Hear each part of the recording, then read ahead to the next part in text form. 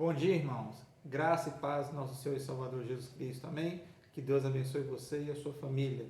Hoje estamos mais uma vez reunidos aqui pela internet para a nossa EBD Online e temos o tema de hoje, da nossa lição de número 20. O estudo de hoje nós vamos falar sobre a eleição de Deus, a eleição que Deus fez com o seu povo, que Deus fez com as pessoas, a eleição para salvação. Então nós vamos bater um papo hoje sobre o que é eleição, da onde surgiu, sobre o arminianismo, sobre o calvinismo. Nós vamos aprender um pouquinho mais sobre esse assunto.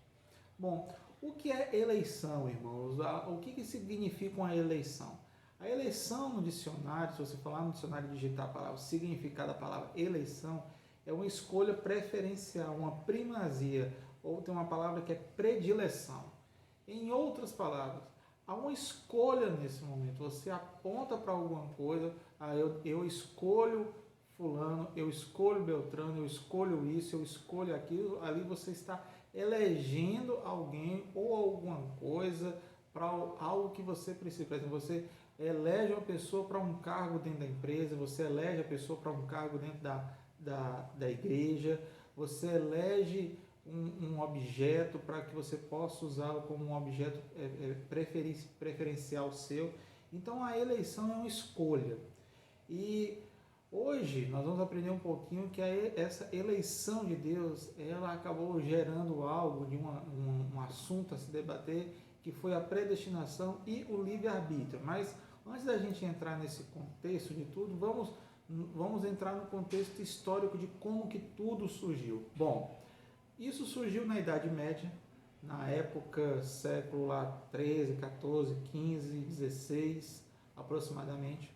E nós tínhamos lá o que aconteceu foi a Reforma Protestante em 31 de outubro de 1517, quando Martinho Lutero coloca nas portas da Catedral de Wittenberg suas 95 teses. Bom, na verdade, ali foi o estopim da Reforma, né? A Reforma já havia sido feita antes pelos pré-reformadores, como Wycliffe, Savonarola, como Hus, como todos esses homens.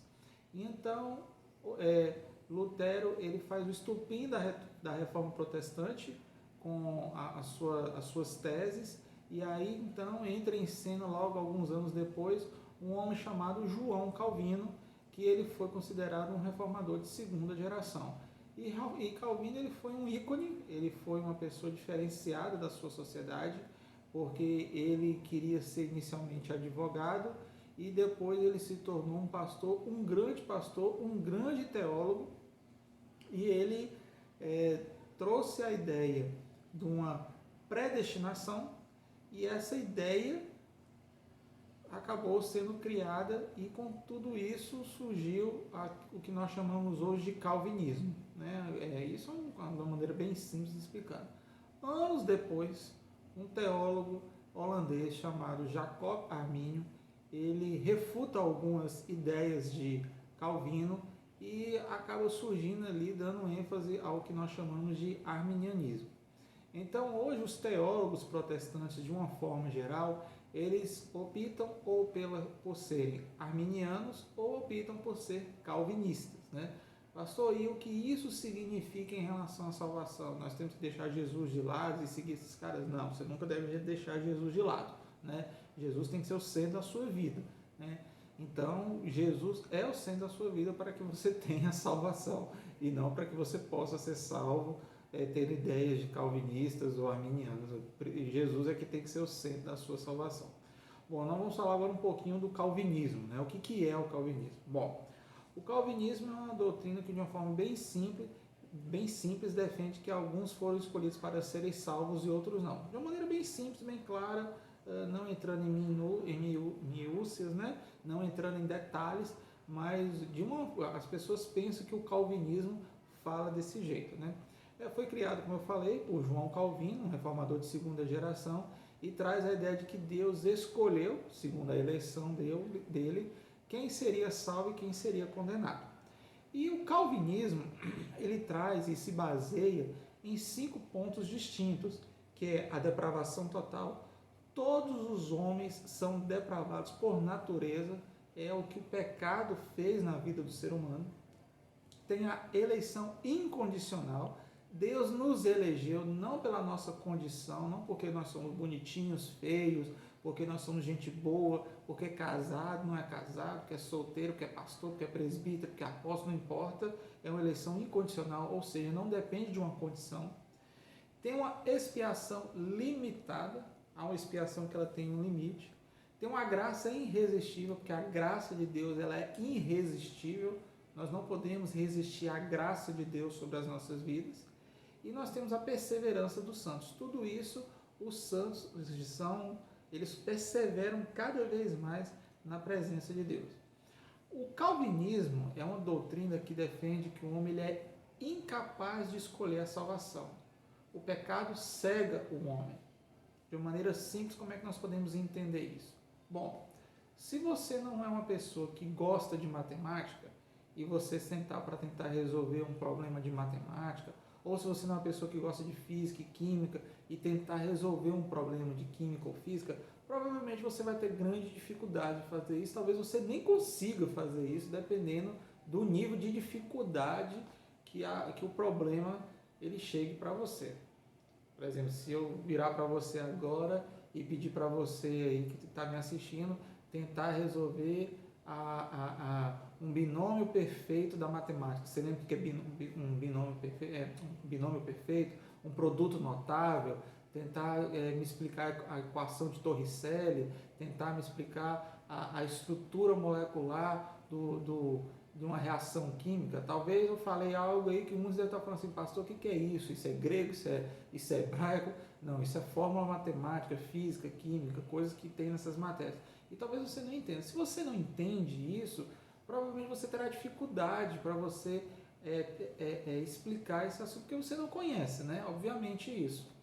Mas se você é uma pessoa que domina a ciência, que domina a geografia, se eu falar para você sobre continentes, sobre onde se localiza determinados países, sobre as capitais dos estados do nosso Brasil, quantos estados tem o nosso país, você saberia falar de maneira bem simples. Então, se você não tem conhecimento, você não pode falar desse assunto. Esse assunto você não é especialista. Assim é o pecado. Se o pecado cega o homem, se o pecado afasta o homem de Deus, se o pecado faz com que a pessoa fique longe de Deus, como que o homem vai escolher ser salvo? Ele não tem essa condição. O calvinismo defende que o homem ele é incapaz de escolher ser salvo. Ele nem sabe o que é salvação, porque o pecado que está sobre a vida dele faz com que o cegue e faz com que ele nem pense, que ele ache que ele nem precise dessa salvação. E como eu falei anteriormente, né, ele tem a depravação total, ou seja, o homem é totalmente depravado. O homem é totalmente morto em seus delitos e pecados. O homem ele está preso ao pecado e esse pecado atrapalha ele para que ele possa olhar para Cristo. A depravação dele é tamanha, é tão grande, que faz com que ele não tenha capacidade de escolher ser salvo. Ele nem sabe o que é isso, ele não tem essa capacidade de saber. O homem ele não tem essa capacidade de ter conhecimento do que é a salvação. Então, o homem ele não tem participação na salvação. O calvinismo defende que a salvação é pura e exclusivamente da parte de Deus. Ou seja, é Deus quem escolhe, é Deus que toma iniciativa, é Deus que faz com que o homem seja salvo.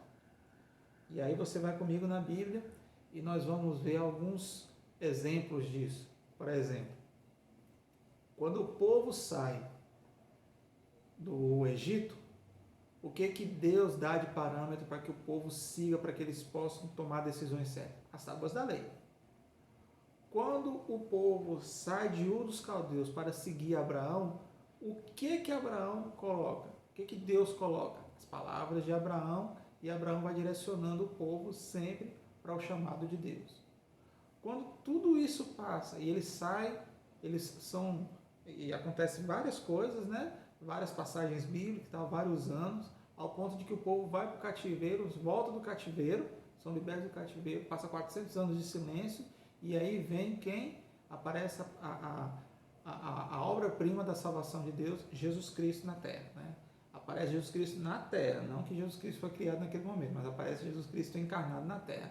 E aí Jesus ele morre na cruz do Calvário, remissão pelos nossos pecados, pelos nossos erros. Ou seja, novamente Deus está chamando a gente, está nos dando chance, está nos convidando, está trazendo para nós a condição da salvação.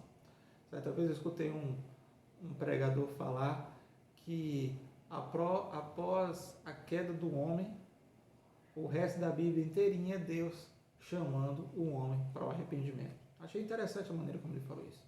Após a queda do homem, Deus passa o resto da Bíblia inteirinha chamando o homem para o arrependimento. Irmãos, isso é o que Deus faz. Ele faz com que nós que estamos mortos em nossos delitos e pecados, que estamos presos, que somos depravados, que somos pessoas que não desejamos ter a salvação, Deus faz com que essa salvação venha até nós. Por que nós não desejamos? Nós não desejamos porque nós não conhecemos. Como é que você vai desejar algo que você não conhece? E o homem não conhece isso. Você falar salvação para uma pessoa ímpia, para uma pessoa que não conhece a Cristo, ele vai pensar que salvação é tirar ele de algum perigo, que a salvação é colocar dinheiro na conta dele, que a salvação seja pagar as contas dele amanhã, não sei. Ele vai pensar em outras coisas. Mas a última coisa que ele vai pensar, ou talvez ele nunca pense, né, a última coisa, a maneira da gente falar, uma coisa que ele nunca irá pensar é que após a morte dele aqui, há uma outra vida. E ele dependerá se ele estará salvo para viver a vida eterna com Cristo no céu, ou se ele estará morto espiritualmente, onde ele vai passar o resto da eternidade no inferno, com um ranger de dentes, com sofrimento e com dificuldades, e sofrendo dia após dia, ano após ano, incansavelmente, até a consumação do século. É isso que Deus está falando para nós. E é nesse momento que nós temos que entender que é Deus que está nos chamando. E a raça humana, ela não teria condição de se escolher. Se você for avaliar, após a Torre de Babel, após a queda da Torre de Babel, quando Deus vai e confunde a língua do povo, e ali o povo, a palavra de Deus diz que o povo se espalha, e aí eles vão criando cidades, e vão criando vários locais, e aí as pessoas vão se expandindo, e cada um vai criando a sua cultura, a sua língua, as suas leis, criando ali tudo aquilo. Então, nós temos ali naquele momento que o homem ele se afastou de Deus. E quando você lê e começa a ver a história que Deus vê ali de Abraão, lá em Ur dos Caldeus, e você vai olhar Ur dos Caldeus, mas Ur estava na Mesopotâmia, que era o centro da civilização humana, aonde surgiu a escrita, aonde surgiu o início da escrita humana, onde teve grande cultura e tudo mais. Nesse momento tudo, podia ter cultura, podia ter conhecimento, mas o povo se esqueceu de Deus. Em Ur dos Caldeus, por exemplo, eles adoravam Nana e Inanna, que eram deuses pagãos. E você via cidades ao redor, como os amalequitas e tudo mais, que eles também adoravam outros deuses pagãos. Então, era algo totalmente afastado de Deus. As pessoas não adoravam a Deus. As pessoas nem sabiam o que era Deus. O Egito, as pessoas não adoravam a Deus, adoravam o sol, adoravam a lua, adoravam deuses pagãos. Então, Deus que toma a decisão de salvar o homem. E ele começa com o povo. Quem? Ele começa com Abraão, quando ele diz: e abençoarei o que te abençoar, e será pai de uma grande nação. Ali começa Deus, mais uma vez, querendo que o homem se salve. Agora vamos falar um pouquinho sobre o arminianismo, né? Quem foi o arminiano? Quem foi o criador do arminianismo, né? Jacob Arminio, como eu falei anteriormente, que foi um teólogo, um pastor teólogo holandês, que se opôs à doutrina de Calvino. Do pensamento dele, ele acha que Calvino estava errado, né? E então, ao contrário do que Calvino fala, Arminio ele se baseia em 5 pontos também, que dizia o seguinte: que a eleição ela é condicional, há uma condição para ser eleito, a expiação ela é universal, existe uma fé salvadora, existe uma graça que é irresistível, e a única coisa que ele coloca igual é que realmente há uma perseverança dos santos, né? Então, tudo isso é a maneira como Arminio pensa. E essa doutrina tem como base o livre-arbítrio. O homem tem o livre-arbítrio dado por Deus e, segundo Armínio, o livre-arbítrio ele é intocável. Deus não toca no livre-arbítrio do homem. Junto ao livre-arbítrio tem a força de vontade humana. No calvinismo existe uma coisa chamada livre agência. Aqui não tem a livre agência, aqui tem o livre-arbítrio junto com a vontade humana. E os eleitos são aqueles que aceitaram a Cristo como Salvador. Esses são os eleitos de Deus. A eleição de Deus no calvinismo é uma coisa, no arminianismo é outra coisa. São aqueles que aceitaram a Cristo como Salvador. Mas eles tomaram a posição. Foi o homem que escolheu, não foi Deus que escolheu o homem. Ali é Deus que tomou a decisão é o homem que tomou a decisão e Deus simplesmente aceitou. Os homens, eles têm uma capacidade volitiva, né? O que é isso? Eles têm a capacidade de escolha, a capacidade de ser livre, eles são livres para escolher entre Deus e o diabo, entre a salvação e a perdição, entre o céu e o inferno. É isso que eles pensam. Segundo o arminianismo, pensa-se dessa maneira, porque o homem ele pode ser livre para escolher entre o bem ou escolher o pecado. E a graça de Deus ela pode ser rejeitada. O arminiano crê que nós podemos rejeitar a graça. E ele defende também que os salvos têm força por meio da graça, que tinham força para vencer o pecado e se manterem salvos. Ou seja, você não depende da graça para que você possa ser salvo. Você depende de você vencer o pecado. Você buscar ter força para vencer o pecado. Então, são diferenças que tem nessas duas doutrinas que fazem com que elas sejam opostas. E que hoje nós não vamos encerrar uma discussão de séculos e que durarão séculos ainda, enquanto Jesus não voltar. E hoje a ideia aqui é trazer e esboçar para vocês um pouco do que é tudo isso. Pastor, eu queria aprender mais um pouco sobre isso, como é que eu faço? Meu irmão, você vai estudar teologia sistemática, né? Você pode entrar no seminário de teologia e estudar teologia sistemática. Se for no seminário de teologia sistemática aqui da nossa cidade, você vai ser meu aluno, né? Eu vou ter o maior prazer de te ensinar isso aí, né? Então, o que é eleição e predestinação? Bom, a Declaração Batista, a Declaração Doutrinária da Convenção Batista Brasileira, ela define a eleição como uma escolha feita por Deus. Deus escolheu o homem. Mas por que a eleição da Convenção Batista Brasileira define dessa maneira que é Deus que escolhe? Bom, provavelmente porque quando foi escrito e quando nasceu os batistas aqui no Brasil, em sua grande maioria os batistas eram calvinistas, né? Então, em sua grande maioria, eles criam nas doutrinas de Calvino. Hoje, a grande maioria são arminianos, a maioria dos pastores batistas, vou falar dos pastores batistas. Os pastores batistas hoje, em sua grande maioria, são arminianos, eles creem nas ideias de Jacob Armínio, né? Os batistas calvinistas já são batistas mais raros, né? Alguns costumam dizer que são batistossauros, né? Porque são batistas muito antigos e creem nessas ideias mais antigas. Mas nem todos são assim. Eu mesmo tenho uma tendência mais calvinista, não sou nenhum batistossauro, né? Estou completando apenas 10 anos de ordenação ao Ministério da Palavra, da Santa Palavra, mas ainda mais creio dessa maneira. Porque Deus ele escolhe segundo o seu livre-arbítrio. E o que é o livre-arbítrio? Eu queria deixar uma coisa bem clara aqui, o que é o livre-arbítrio.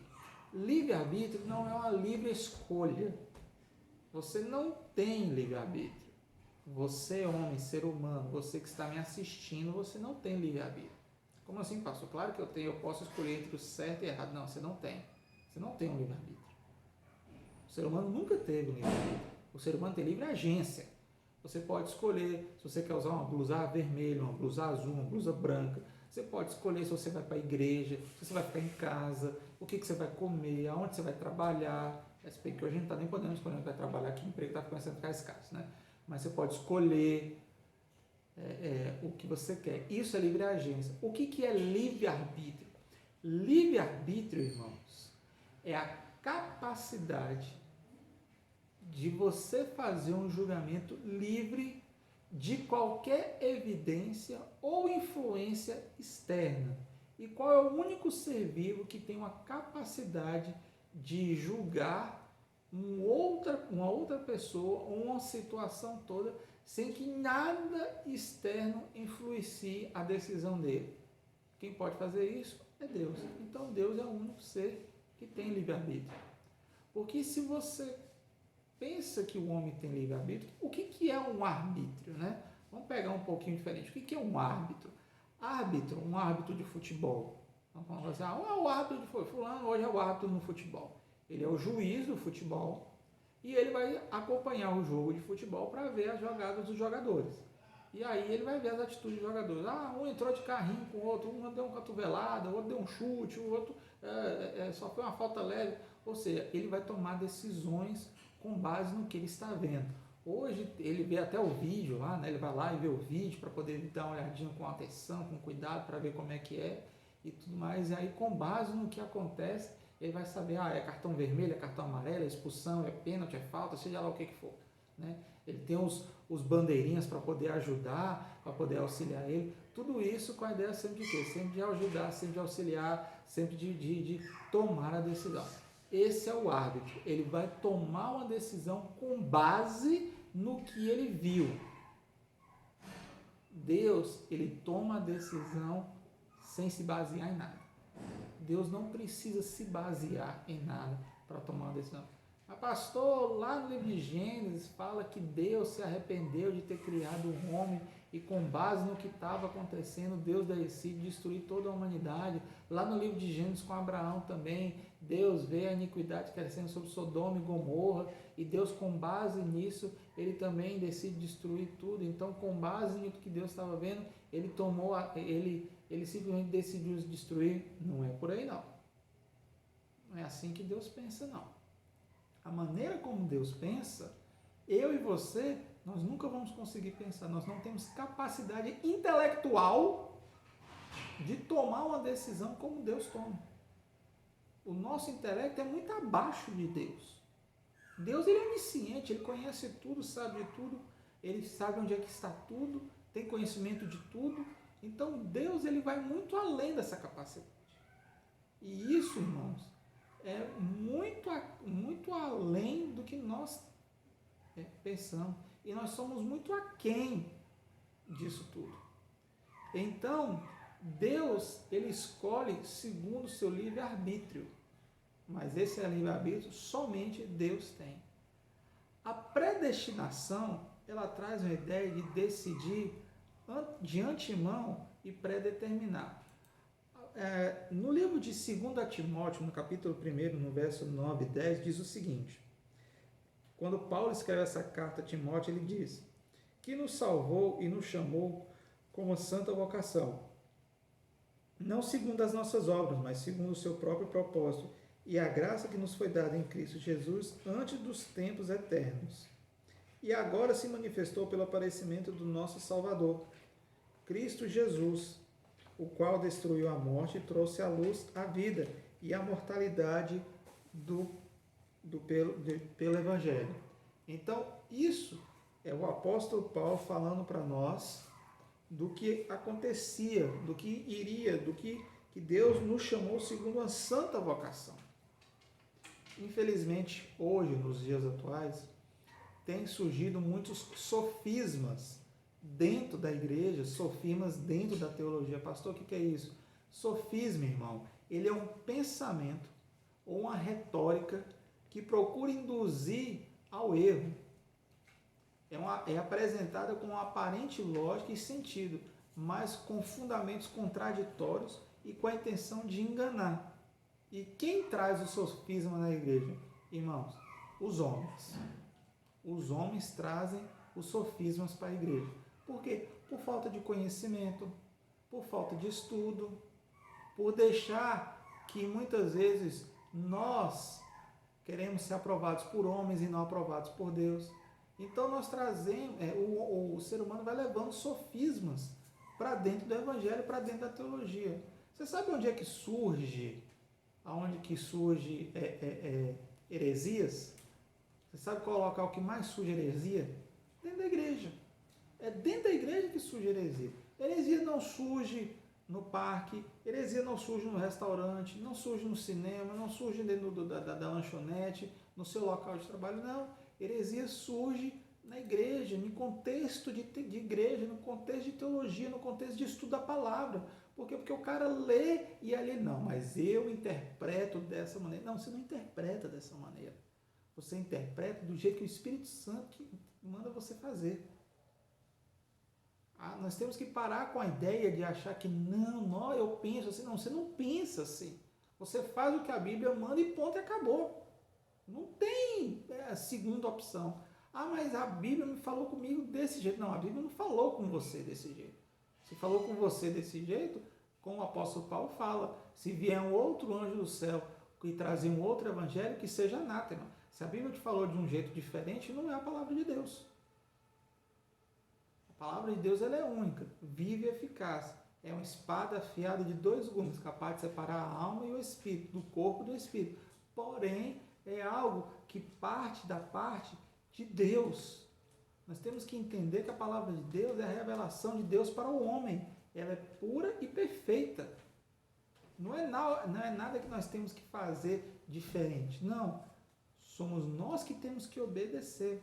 1 Coríntios capítulo 1, versículo 21 diz o seguinte: visto como na sabedoria de Deus, o mundo não conheceu a Deus pela sua sabedoria, aprove a Deus salvar os crentes pela loucura da pregação. Ou seja, o povo não conheceu a Deus pela sabedoria. Não é por sabedoria, não é por intelecto, não é por capacidade pensante, mas é pelo Espírito Santo que vai fazer com que você desperte que você é um pecador. É o homem que escolhe.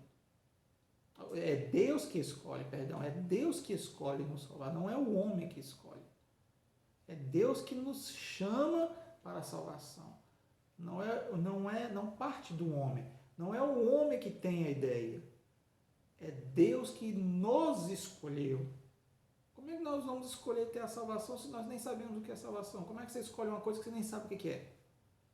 Então, nesse quesito aí, se você tem um pensamento como Calvino, que Deus te abençoe. Você está pensando da maneira correta. Se você tem um pensamento meio como Jacob Armínio, eu creio que você está um tanto equivocado nesse sentido. Tá? Deus ele fez isso para nós. Tem um trecho muito interessante que eu gostaria de ler nesse momento para vocês, para que vocês possam entender um pouco mais sobre a predestinação e sobre essa questão, escrito pelo próprio Calvino.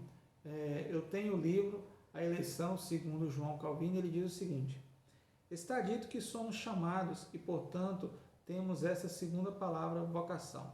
Portanto, Deus nos chama. Mas como? Certamente quando agrada a Ele nos certificar de que nossa eleição, a qual nós não poderíamos por nenhum outro meio discernir, pois quem pode entrar no conselho de Deus? Como diz o profeta Isaías e também o apóstolo Paulo. Mas agrada a Deus revelar-se a nós familiarmente, e então vamos receber aquilo que ultrapassa o conhecimento de todos os homens, porque temos uma boa e fiel testemunha, que é o Espírito Santo, que nos faz ascender acima do mundo e nos faz revelar os maravilhosos segredos de Deus.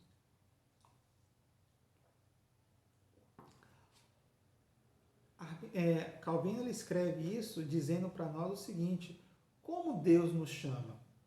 Deus já sabe quem vai responder à fé. Essa é a verdadeira predestinação. A predestinação não é que Deus apontou: João vai ser salvo, Maria vai se perder, José vai ser salvo, Manuel vai se perder. Não, não é assim. Deus não fez unidunité na humanidade e nunca irá fazer. Deus já sabe quem vai responder à fé. Deus já tem conhecimento de quem irá aceitar, de quem vai responder à sua fé. Com base nisso, há uma predestinação, um predestino determinado. Por quê? Porque Deus já sabe o que vai acontecer. Com base nisso, é que nós temos que saber, mas espera aí, e quem vai responder essa fé? Por isso que muitas vezes pensam que calvinismo, né, como o William Carey escutou uma vez, quando ele estava para poder ser, um pouco antes dele fundar a Sociedade Missionária de Londres, e antes dele, depois de se fundar a Sociedade Missionária, ele foi um missionário da sociedade. Então, o presidente falou com ele uma vez, né? Um outro pastor falou com ele assim: meu filho, se Deus quiser que os pagãos sejam salvos, ele irá salvar ou sem a sua ou a minha ajuda, né? Uma frase hipercalvinista da pior espécie. Ou seja, ele trouxe ali uma palavra de desânimo. Irmão, é mentira. Calvinista, ele evangeliza, ele faz missões, ele prega, ele anuncia Jesus. Porque é isso que o mundo precisa saber. Quem irá responder à fé? Quem sabe? Nós não sabemos, Deus sabe. E quem precisa ouvir essa fé? Todos. Porque Deus amou o mundo de tal maneira que deu seu Filho unigênito para todo aquele que nele crê, não pereça, mas tenha a vida eterna. Ou seja, para todo aquele que nele crê. É Deus nos chamando, é Deus nos convocando, é Deus trazendo para nós, é Deus fazendo com que nós enxerguemos isso, é o Espírito Santo fazendo com que nós nos reconhecemos que somos pecadores. Deus fez um homem com a capacidade de decisão e de escolha, mas não com a capacidade de escolher ser salvo. É a salvação que vem da parte de Deus. Quando a Bíblia diz que somos a imagem e semelhança de Deus, significa que nós podemos tomar decisões. E existem decisões que nós vamos tomar que não vai influenciar em nada. Hoje eu vou usar uma blusa branca. Amanhã eu vou andar de carro. Final de semana eu vou para a praia, eu vou para o clube. Não, são decisões que não vão fazer diferença nenhuma. Mas quando o Espírito Santo me faz reconhecer que eu sou um homem pecador, morto em meu delito e em meu pecado, e saber que eu preciso mudar minha vida, essa é a maior riqueza, esse é o maior presente que uma pessoa pode receber, que é a salvação em Cristo Jesus. É a salvação de uma mudança, de uma transformação de vida. Então, concluindo, irmãos, Deus criou o homem com a capacidade de escolher. Sabemos que isso é desde lá do Éden, porque Eva, ela desobedeceu a Deus no momento em que Deus falou com ela: não comerás do fruto do conhecimento. Então, fomentou na mente, no intelecto, no coração de Eva a ideia: não, eu vou pecar. E assim ela pecou e desobedeceu a Deus. E apesar de muitas decisões erradas que nós tomamos no decorrer de toda a nossa vida, podemos tomar decisões que Deus sempre está pronto para nos receber. Sempre para falar assim: não, mas você, meu filho, você vai ser salvo. Você vai ser salvo por quê? Porque você vai responder à fé. Não é você que está tomando a decisão. Sou eu que estou chamando você para vir para cá. E aí você decide escolher. Você decide. Você decide não. E aí nós aceitamos, o Espírito Santo faz com que nós reconhecemos o pecado sobre nós. Porque é o Espírito Santo que nos reconhece do pecado e do juízo. E mesmo que haja diferença entre calvinistas e arminianos, o mais importante, irmãos, é sempre ter Cristo no coração. No momento em que nós fazemos com que Cristo faz morada no nosso coração, é o momento em que nós somos salvos. Vamos orar para nós encerrarmos? Pai, muito obrigado por tudo que o Senhor tem feito por nós. Que a graça e a paz do nosso Senhor Salvador Jesus Cristo seja sobre as nossas vidas. Deus, abençoa a vida de cada um dos teus filhos aqui. E muito obrigado, porque mais uma vez podemos estar aqui através da internet, através desse recurso, podendo levar a tua palavra. Abençoe a vida de cada um que estiver assistindo esse vídeo. Em nome de Cristo Jesus. Amém. Que Deus te abençoe e que Deus te guarde.